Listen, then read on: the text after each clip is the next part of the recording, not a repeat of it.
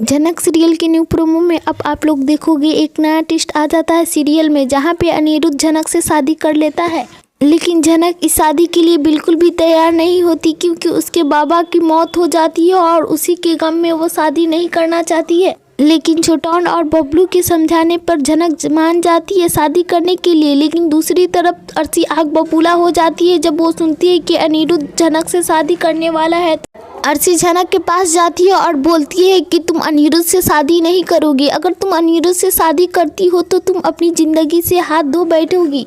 झनक अर्शी को मुंह तोड़ जवाब देती है और बोलती है कि अगर आप मुझसे सरजी को छीन सकती है तो छीन लीजिए, क्योंकि अब सरजी मेरे हो चुके हैं, आपके नहीं। झनक अर्शी से बोलती है कि अभी तक तो मैं सह रही थी, लेकिन अब मैं नहीं सहूंगी आपकी बदतमीजियाँ, और सरजी से तो मैं शादी कर कर ही रहूंगी। आपको जो भी करना है कर लीजिए, आप रोक सकती है। अर्शी वहीं पे खड़ी खड़ी रह जाती है, लेकिन कुछ भी नहीं कर पाती। लेकिन अनिरुद्ध झनक से शादी कर ही लेता है और यहाँ तक कि वो बॉस हाउस में भी ले आता है और दोनों की सुहाग रात भी होती है। शादी के बाद झनक का चेहरा पूरी तरह चेंज हो जाता है और बदल जाती है और बहुत ही ज़्यादा खुश होकर रहने लगती है। लेकिन अर्शी उसके पास आती है और बोलती है कि तुम अनिरुद्ध को छोड़ दो, नहीं तो तुम्हारा वही हश्र होगा जो तुम्हारे पिताजी का हुआ था। लेकिन अर्शी की बातों का उस पर कोई भी असर नहीं होता है। वो अपने रूम में चली जाती है और अनिरुद्ध के साथ अपनी सुहाग रात मनाने लगती है।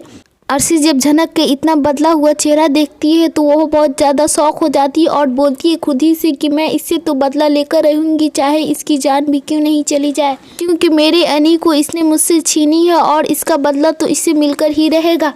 अर्शी अनिरुद्ध को बहुत ज़्यादा रोकती है झनक के पास जाने से, लेकिन अनिरुद्ध नहीं रुकता है और बोलता है कि मैं तुम्हारे हाथ की कठपुतली नहीं जो तुम चाहो जितना भी खेल सको। ये मेरा दिल है, मेरा दिल जहाँ चाहेगा मैं वही जाऊँगा, और तुम होती कौन हो रोकने वाली।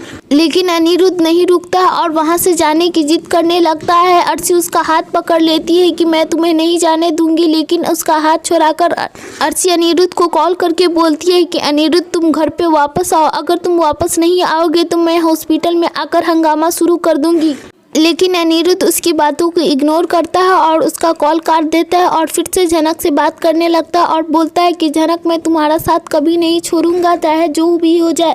आगे के अपडेट्स देखने के लिए हमारे चैनल को सब्सक्राइब करें और वीडियो को भी लाइक करें, ताकि आगे के